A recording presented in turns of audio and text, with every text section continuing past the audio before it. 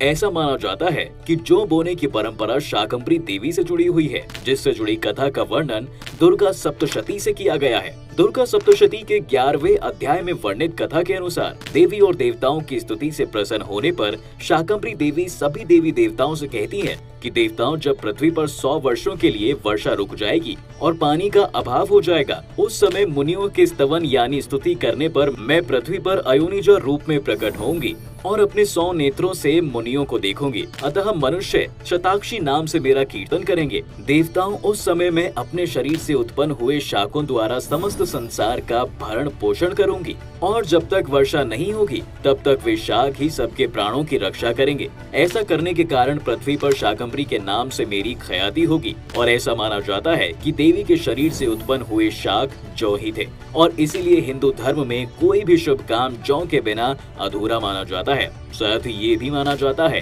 कि सृष्टि में सबसे पहली फसल जौ ही थी और यही वजह है कि जौ को हिंदू धर्म ग्रंथों में पूर्ण फसल की मान्यता दी गई है। हिंदू धर्म ग्रंथों में वर्णित कथा के अनुसार एक बार देव गुरु बृहस्पति ने ब्रह्मा जी से सवाल किया कि हे ब्रह्मा, नवरात्रि क्यों मनाई जाती है? तब ब्रह्मा जी ने कहा, बृहस्पति, तुम्हारे इस प्रश्न का हल इस कथा में छुपा है। बहुत साल पहले मनोहर नगर में एक अनाथ ब्राह्मण रहा करता था जिसका नाम पिठत था। वह देवी दुर्गा का बहुत बड़ा भक्त हुआ करता था। युवा होने पर उसकी शादी हुई और फिर कुछ दिनों के बाद उसकी पत्नी ने एक कन्या को जन्म दिया जिसका नाम सुमति रखा गया। जब उस कन्या को ज्ञान हुआ तो जब भी पिठत देवी दुर्गा की पूजा अर्चना करता, वह कन्या वहाँ बैठी रहती।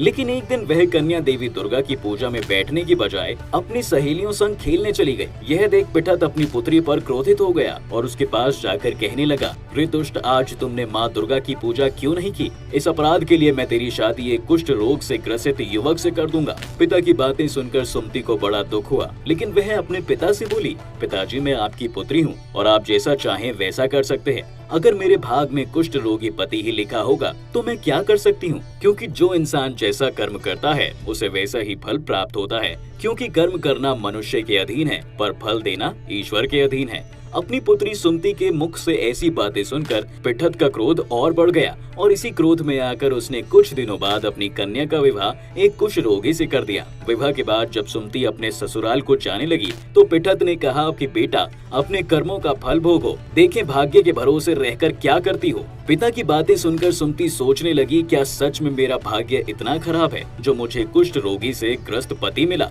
फिर वह अपने पति के साथ वन में चली गई और फिर अगले दिन देवी दुर्गा सुमति के सामने प्रकट हुई और बोली, हे पुत्री, मैं तुमसे प्रसन्न हूँ और तुम जो चाहो वह वरदान मांग सकती हो। तब सुमति बोली कि हे देवी, आप कौन हैं? मैंने आपको आज से पहले कभी नहीं देखा।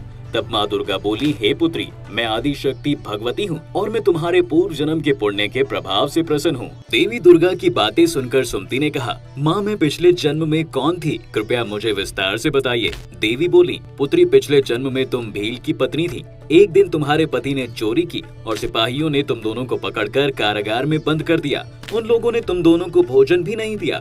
उस समय नवरात्र का दिन चल रहा था और तुम दोनों ने नवरात्र के दिनों में कुछ भी नहीं खाया और ना ही जल पिया था, जिस कारण अनजाने में ही सही, लेकिन तुम्हारा 9 दिनों तक नवरात्र का व्रत हो गया और उसी व्रत के प्रभाव से प्रसन्न होकर मैं तुझे यहाँ वरदान देने आई हूँ। तब सुमति बोली, हे माँ, अगर आप मुझे कोई वरदान देना चाहती हैं तो मेरे पति को कोढ़ से मुक्त कर दीजिए। तब माँ दुर्गा ने कहा, पुत्री, नवरात्रि के एक दिन का पुण्य तुम अर्पण करो, तुम्हारा पति निरोग हो जाएगा। फिर सुमति ने ऐसा ही किया और उसका पति निरोग हो गया। यह देख सुमति देवी की स्तुति करने लगी। सुमति की बातें सुनकर देवी बहुत प्रसन्न हुई और फिर नवरात्र व्रत की विधि विस्तार से बताते हुए कहा, हे पुत्री, नवरात्र में 9 दिन तक विधि पूर्वक व्रत करना। यदि दिन भर का व्रत न कर सके तो एक समय भोजन करें। विद्वान ब्राह्मणों से पूछकर घट स्थापन करें और महाकाली, महालक्ष्मी, महासरस्वती देवी की मूर्तियां स्थापित कर उनकी विधि विधान पूजा करें और पुष्पों से विधि पूर्वक अर्घ्य दें।